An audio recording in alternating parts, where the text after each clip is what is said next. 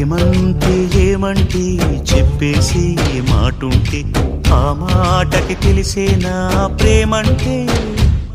అది చరితలు సైతం చదవని వైనం, కవితలు సైతం పలకని భావం, సరిగమలెరుగని మధురిమ ప్రేమంటే. దరిదాటి ఉరకలు వేసే ఏ నదికైనా తెలిసిందా తనలో ఈ ఉరవడి పెంచిన తులిచిన కేదంటే.